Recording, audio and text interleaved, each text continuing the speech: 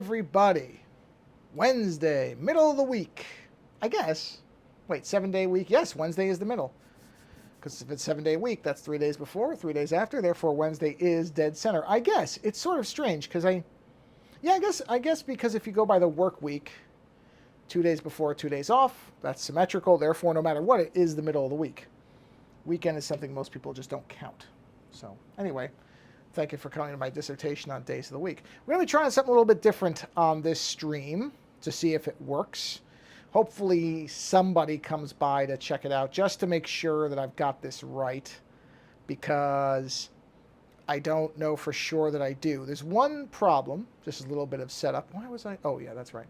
Sorry, I was doing something in the background. The only problem with doing some of this stuff, for me anyway, because I don't do this all the time, and I don't have a particularly advanced setup or anything like that, or any advanced knowledge, is I am often fumbling with a lot of things that I'm doing. Um, so I realize that, with the stream, I often have to just keep talking, which isn't necessarily a problem. It isn't. But I don't like to stop talking, because if I stop talking, then there's kind of a gap, right? So I thought, oh, okay, well, I happened upon I don't remember how exactly I found this person. I really don't remember. But anyway, I don't even think I was looking for music to be able to stream in the background, but I happened across somebody who does what is often described as dark synthwave music. Now, I guess most of it kind of is, which is not necessarily my particular genre of synthwave. I enjoy synthwave, but not necessarily the dark kind. I kind of like the more atmospheric sci-fi stuff, but it's not to say I won't listen to it if it's good. If it's good, I'll listen to just about anything. But I happened to be looking through, and I saw this individual whose name is Carl Casey. You'll see it when I go to the live stream, because I do have the credit there. But on I think on Bandcamp you have to search for Carl Casey. I'm gonna take a drink of coffee in a second, so 1 minute. In any event, I came across I think I found out, no, you know what it was? Now I remember. There was a Gizmodo article that was talking about good YouTube channels to stream for, like looping streams in the background. So, to work to, or for mindfulness, or whatever. Just long tracks of things. And one of them was this person. So I went to the YouTube channel because I kind of clicked on everything in the slideshow. It sounded interesting. And I went to this person's YouTube channel. And I was like, okay, this is kind of fun. It was a very sort of what you would expect out of synthwave type of stream, where, the kind of outrun type graphics with like a, neon purple and pink, the standard kind of retro approach, which is not me saying that as a negative, just saying that, you kind of know what you're getting into. And as I was looking through them, I got to this person, White Bat Audio, or Carl Casey. And I noticed that underneath for the about thing, because I liked some of the stuff I was hearing, it said I make 100% copyright free, royalty free, use it whatever you want, just credit me music. Obviously don't resell it or try to sell it as your own music, but basically you could use it for anything. And I thought, okay. So when I started listening to some of the catalog, and I liked a lot of it, not necessarily every single, because again, some of it is very kind of industrial synthwave, or dark synth, whatever you want to call it. And some of that stuff, the real guitar, heavy crunching stuff, that's okay in some doses, but not necessarily as something I listen to beginning to end. But I liked a lot of, because a bunch of them are basically compilation albums. So they're like White Bat Volume 10 or 13 or whatever. And I went, okay, you know what? I want to support, because you can get them for free. You don't have to pay anything. But I'm like, well, you know what? It wouldn't be bad maybe to try some of this out in the background, just so that there is a part where I'm concentrating or working on something specifically, that I don't have to keep talking, that I can actually be quiet, and it's not just a dead stream with dead air. And I thought, oh, okay. So I was like, all right, well, let's see how much these albums are, because, most people on Bandcamp are very reasonable, and some people are insane. So I thought, oh, I'll just, see what this is going to cost. And the entire discography, which is something like 20, I don't even know how many albums, basically it was up there for 30, no, it wasn't even $30 Canadian, which is even less in American, in dollars, in American. Oh boy. But I went, okay, you know what? I'm not going to get this for free if I'm actually going to use it. Let me actually pay for it because it's great that it's royalty free and there's a huge variety in it. So I did a little bit of testing with it. I thought maybe the Twitch software would be able to do a play of a folder, but it doesn't appear it can. So what I'm going to have to do is edit the tracks into one. So you're going to hear one on loop. But that's sort of beneficial anyway, because I want to make sure I got the levels right. I'm not sure that I did. I hope I did, but you're going to find out in a minute because you're going to notice that now there's going to be music playing. And there's a little graphic that I was working on that you'll see as well. But if the music is way too loud, let me know and I'll just cut it off. I turned it down as much as I could within the app. That's another thing, is I may have to knock the volume down in the actual thing. Now, I can hear it. I don't know how loud this is going to be once it gets going in comparison to my voice. Now, if it's too loud, let me know, and what I'll do is I'll quickly go into the scene and I'll just edit it. All right, I think there's a way I can mute it without even having to edit the scene. Because in my ears, it's not too loud, it's present, but I don't think it's overpowering. But if it is, or just let me know what the levels are, it shows somebody's watching. So whoever this is, if you can tell me if the music is too loud or it's intrusive or whatever. I mean, it's kind of, I think this is the loudest it gets right now is where it's going. So just have a listen to that. Number one, does it sound like crap? It shouldn't. It sounds clear in my headphone. I'm not using both headphones because I like to have at least an open ear in case, you know, I don't know, the cops knock on the door or whatever. So I keep one ear open. Normally, before the music, I never had headphones on at all. So I've got one earphone and it sounds good there. But I don't know if it's actually good or what, so. Yeah, Carl Casey, I had it right. It's down there on the lower left. It's on the cassette player. There's a little thing there that just shows music by. I am crediting it. It is that person's music, certainly not mine. Anyway, I'm going to get back to work on the skull. I didn't know what I was going to work on initially because I've got a whole bunch of stuff. But I kind of want to get back to the skull. I do want to eventually finish this thing, because I feel like this is something that I keep going away from and coming back to, which is fine. I don't mind that, but I would like to actually get this thing finished at some point. So we're going to continue with this. And see what I mean about, like, these lines? I have to concentrate on them. So if there's music, it's not such a big deal if I don't have to talk. Now, like I said, the only thing is this is only a single track. I will take all the tracks, because I put together, I don't remember what the count was, but it's got to be at least 20, 30, somewhere in that range of different songs that I think would make a good kind of mix. Nothing too heavy, nothing too fast. It's kind of background stuff.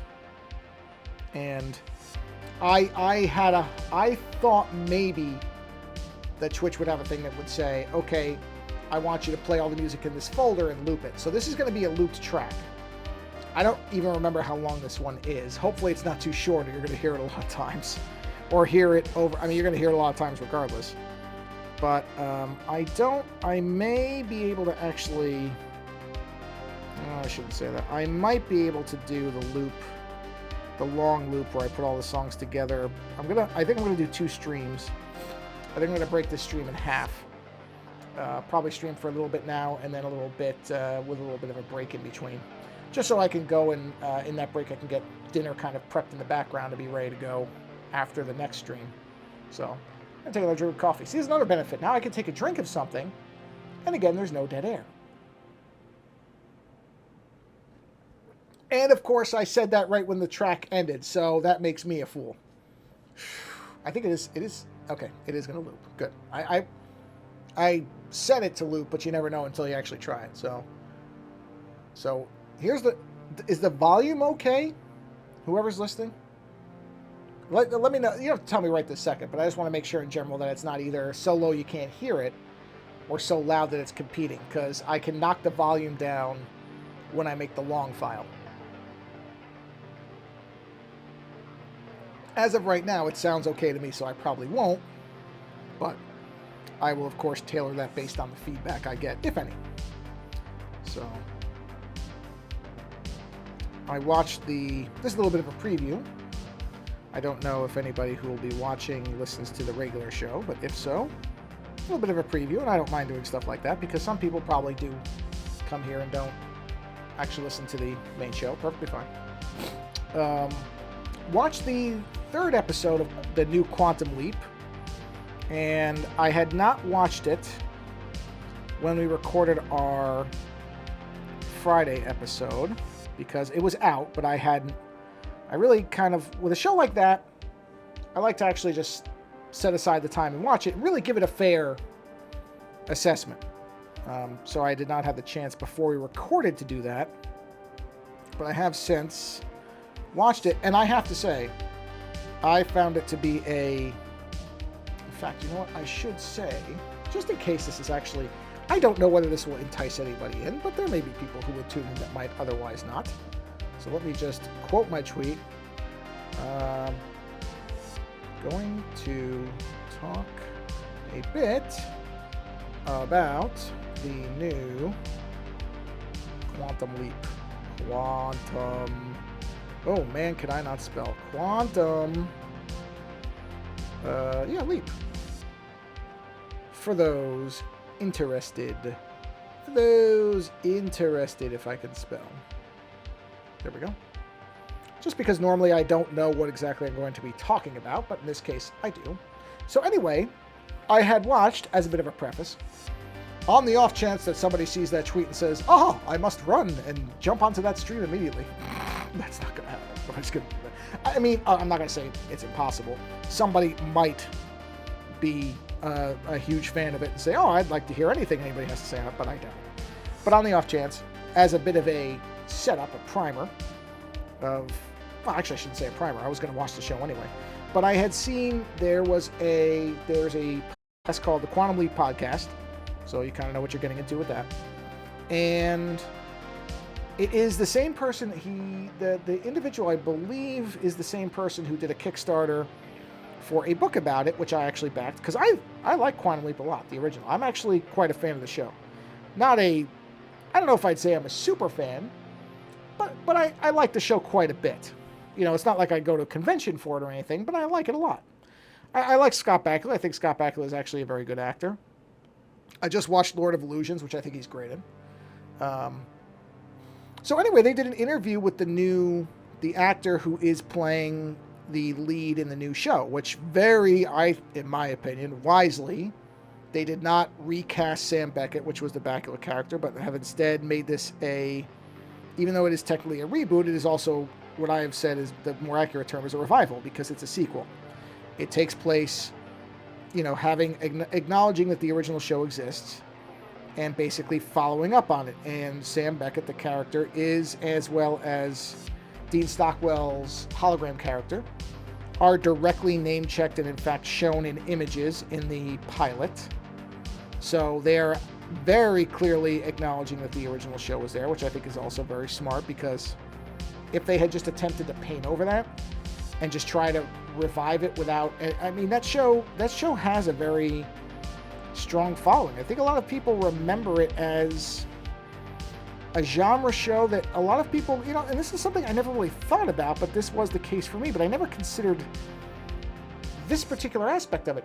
I used to watch that show with my parents, which, you know, a lot of genre shows, like my parents weren't into Star Trek or anything like that. They weren't big into science fiction, but Quantum Leap was fine because there was a human element to it. There was a character kind of drama show. And so that sort of it incorporated things I already liked, which was science fiction. But it also worked as a kind of straightforward genre show, you know, a time travel show that didn't seem silly. Obviously, you know, you're accepting a ridiculous premise, which is the time traveling thing. But it was a very kind of, it managed to ride a very specific through line where it was enough of a genre show for people who are genre fans like myself, but also accessible enough for people who really would not have otherwise. For example, if I had gone to my parents and said, "Hey, there's a time travel show on, do you want to watch it?" They would have had zero interest. But because the show was basically about characters and the character study and people kind of trying to fix a mistake in their lives that happened to incorporate a science fiction element, became palatable. So very, very clever in that way. It rode that line very well. I'm taking a drink of coffee now. Make that too. Why not? The music's still playing.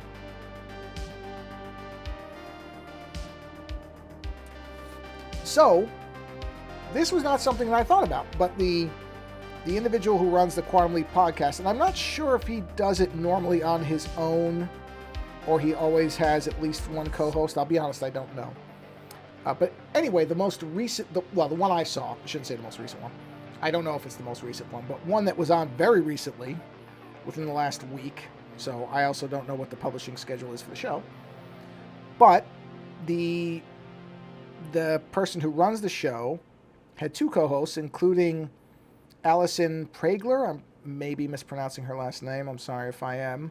Who I like quite a bit. She does the Baywatching series. She does movie nights. I think she's hysterical. I think her series is really, really good. And I think I got introduced to her through Jack Packard from Red Letter Media. He was on one of her episodes, and I think she's a riot. Actually, a while ago, I think reached out about maybe having her on to do kind of an interview on how she got started doing it and her show and everything else. And I think at that time, I think there was some stuff going on, and I think she was kind of hesitant to do any shows, which is fine. I mean, I'm nobody, so I don't really ever expect anybody, honestly, to say yes. I'm thrilled when people come back and say no, because I know people who do shows and they reach out and they get no response. Now, in a lot of cases, I think they're typically reaching out to celebrities, which I generally don't do. I'm trying to think of who I have ever, that would be considered a celebrity that I've ever really reached out to. There is somebody. Penn Jillette might have been one, which was, I mean, that was just ridiculous. That was so overshooting. That was never going to happen. Penn Jillette talks to way more interesting people than me. He's not going to stop by my show. But, hey, whatever. There's never a reason not to at least ask. All they can do is say no. Or even, more succinctly, say nothing, which I take to be no. God, I think there was somebody else. I'm trying to think. I'm sure there was somebody else. I mean, obviously, I'm not going to get somebody like a Mads Mikkelsen or, Michael Fassbender. I'm not getting those people, so I wouldn't even bother with that. But people who are, I don't want to say they're B-list or whatever. I think the tier system of acting is sort of ridiculous because, people defy whatever tier they're in constantly. So I don't put any stock in who's an A, B, C, Z talent, whatever. But I have a recognition that people who are going to Academy Award premieres are unlikely to decide to come onto my show. I'm not delusional about where my status is. And honestly, a lot of those people I probably wouldn't enjoy talking to because everything they say is going to be market speak, and they're going to have probably an agent on the line or a what do you call it? Not an agent, a public relations person. You're not going to get any honesty out of them. You're really not. You're not going to get anything but very, very generic, well-tested lines. That's just the reality of it. Again, I don't live in some bubble where I think that they're going to be honest with me as opposed to somebody else. They're not going to be. They're going to give you kind of the very safe answers. And I don't know that there's going to be questions that I will come up with that somebody else hasn't asked them already that they'd even be willing to answer. So, again, I do think there is somebody, but I cannot think of. Maybe it was Mila Jovovich, which, that's also, what was I thinking? I think maybe I did. I think maybe I did something to Mila Jovovich saying, come on my show. That would be an interesting, I mean, there are people that I think would be interesting to talk to. I don't think all celebrities are going to be, but, I'm not going to get any of these people. So, and that's fine. I don't say that as any kind of, lamenting, oh, they'll never talk to me. I don't care. I honestly have, hold on, let me sip coffee.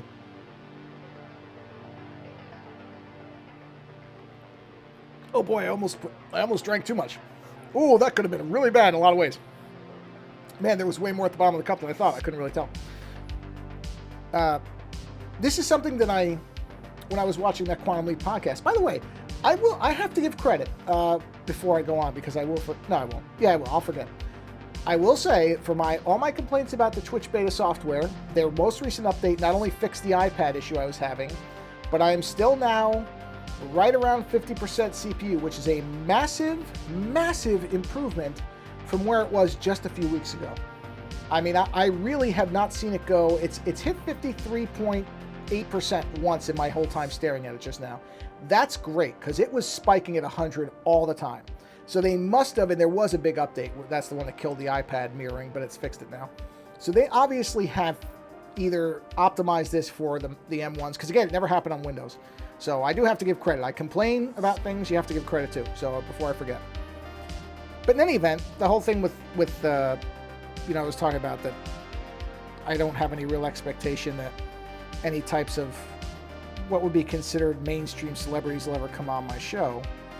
But that said, I really have never, I don't think I've had anybody on my show that I've ever not had a good time talking to.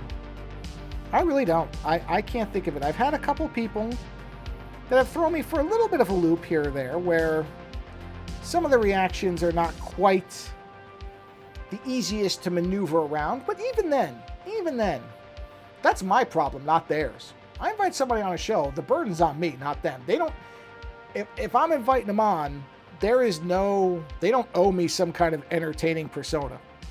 They really don't. So I don't even consider that a bad thing. It's just, if anything, it helps me out a little. I mean, after the fact, I look at it as a learning experience. Because like, okay, not every person you talk to is going to be a straightforward discussion, and not everybody is going to necessarily have a personality that is conducive to a podcast. It just doesn't always happen. Because I've talked to people in all different types of fields. Now, I've also talked to a number that actually do podcasts a lot. So, for example, if I have somebody like Ant Pruitt or Michael Fisher on, I'm not too worried about their ability to kind of have a back and forth and because there is a little bit of art is the wrong word, but you get the sense, you have to get a sense of somebody's speaking rhythm, which is, you don't really think about that, but that is something that in talking, when you talk to somebody a lot, you get a sense of how their response rhythms are, and how they actually speak, and how they, you get a sense of, okay, this person, are they taking a moment to compose a thought, or have they finished their thought? That's a really weird thing to kind of figure out. And I don't say that somehow representing that I haven't figured out. I don't.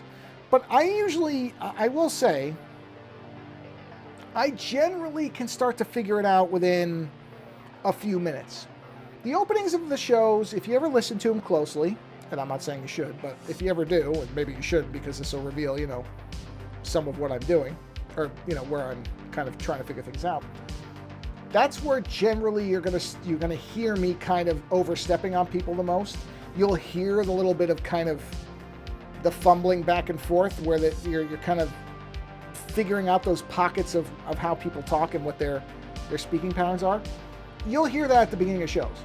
The first I wouldn't even say 10 minutes. I'd say the first 5 minutes is where you're going to hear me sort of trying to feel out where that other person is. And if you listen very closely with headphones, you will probably pick up that is the one place where sometimes I will actually do a slight bit of editing, where if I'm talking over somebody, I'll just tamp my voice down, or I'll cut out the part where I talk over them. And if you're very good with audio, you can, if you have an ear for it, you could probably pick it up. And I don't think there's anything wrong with that, because that's, again, it's kind of, I don't do long pre-show kind of interview stuff. I don't sit there and work much out with whoever I have on if I've never had them on before. Outside of, I'll ask them for titles and if there's any type of web addresses or anything they need to promote or something like that. But other than that, it's not like I do a bunch of prep work with people. I basically am like, all right, here's what we're going to do. And almost never are they provided with any type of topic list or preparatory preparatory? Advanced type of copy on what we're going to be talking about. I did it one time. One person, which was Michael Fisher, the first time he came on, he asked me to give him a general outline of what we'd be talking about. And I understood that. I mean, he's, you know, he's a far more professional person than I am. And I think it was, I'm sure some of it was, okay, this guy sounds like a lunatic if you listen to any of my other shows.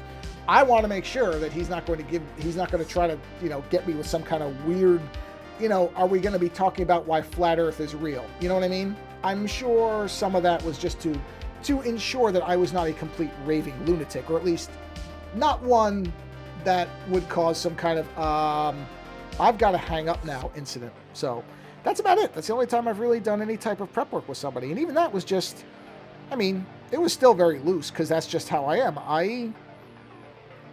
I don't do a lot of prep. And that's not because I'm trying to be unprofessional or lazy. It's more of just the fact that and I've said this before, if I know all the answers, when I'm talking to somebody, the questions I'm going to ask them, I don't know, that just doesn't seem very interesting to me. And I don't think I work well that way. I think part of, if there's anything that I do well in terms of the show, it's the spontaneity of it. It is the fluidity of the discussion. You know, the fact that the conversation can ebb and flow, and that there will be drift points that, you know, if I had it all prepared and I had a topic list and question list, that is somewhat limiting to me. Which is not to say that I would not have a problem. I really haven't encountered it. Oh, and you know what? I'm sorry. There was one other one. When I interviewed the head of typography from Adobe, that one, they had asked for kind of a question list, like what the general questions would be. And then that one, they wanted some specifics. And then there was a PR person on the call, which they cleared with me, and I had no issue with it because I understand, you know, when you're a senior person within a company like Adobe, which is no small company, yeah, they're going to want to make sure that, you know, that I'm not asking some kind of leading question to, you know, they're not going to want to hear me saying, so, you know, Adobe sucks. Can you tell me why Adobe sucks? And then, you know, obviously if I was dumb enough to even ask that, which I wouldn't because I like Adobe, I would not interview somebody from a company I didn't like, because I would never put them in that position. So that's sort of a bizarre thing when people try that gotcha stuff. That ain't for me. It's just not my character.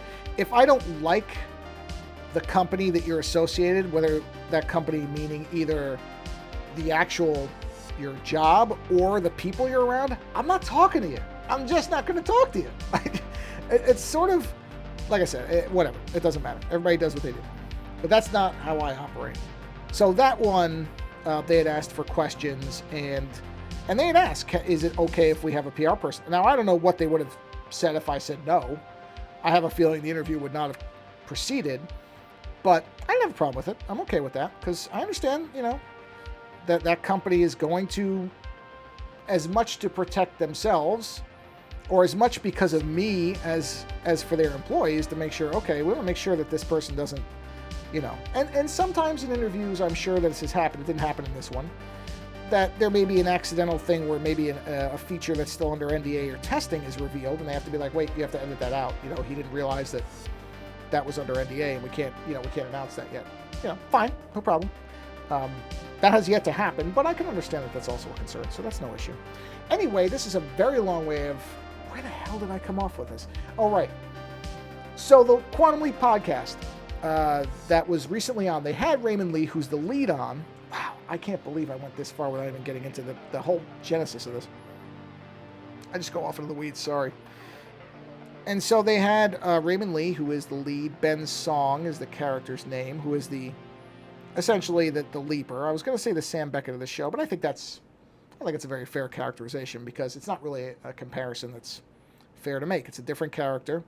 I do like the fact that the actor is not trying to imitate in any way. In fact, he talked about it on that podcast. And I'm not going to go through the entire podcast top to bottom. Go listen to it. It's very good.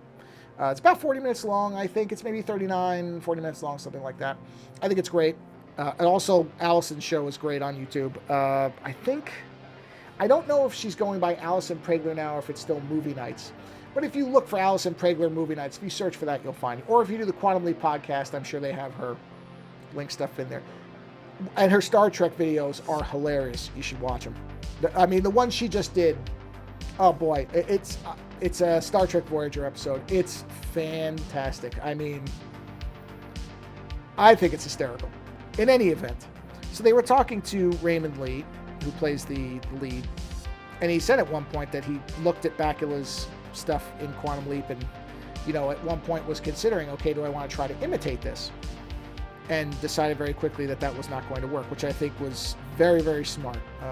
You know, if you trying to imitate somebody, especially if you're not playing the same character, if you are, you know, that, and look, I've never worked in Hollywood, never worked on a TV show, but I would imagine if there was a point where a producer came and said, yeah, we need you to act more like Scott Bakula or you're off the show, then you're going to act like Scott Bakula or whoever.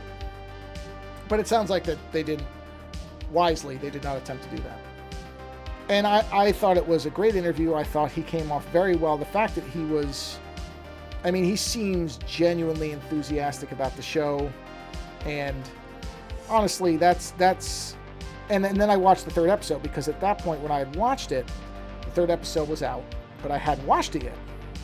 So, and they kept talking about this boxer episode, which was the third episode. And up until that point, one of the things that I'd seen people complaining about, one of the things that, and I said this on the, I think I said this either on this week's show or on last week's show. I think it was this week's, where I said I didn't even notice it until people pointed out that there wasn't as much time spent in the actual leap where he was, as they were doing more of a 50-50 kind of split between the present day stuff, which is the mystery element, and then his leaping. And, you know, once somebody pointed out, yes, I noticed it, but I didn't care. And that's what I said in whatever show I mentioned it. I said, yeah, you know what? Now that you say it, yes, I see it, or I don't see it. But I also don't care. And I think that's the sort of important point about it, is I don't think it hurts the show at all. So the third episode was a real turnaround point. It really was. I mean, that really, I think, the first two episodes were a lot of the setup, and then that third episode really hits well and really takes up, and that's what you want. You want the show to increase in quality, not decrease.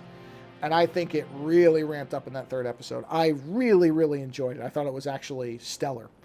And I think that third episode, hopefully, if it keeps up with the way the way the third episode worked, I think the show is going to find its footing very quickly. I mean, 3 episodes in, the first season of Next Generation didn't even do that. So that third episode, I think, really, really, for people who may have been unsure about it, I think that will probably alleviate a lot of the concerns. I mean, outside of the people who just don't think it should be remade at all, which I don't agree with. I think Quantum Leap is actually one of the rare concepts that is very well suited to a remake.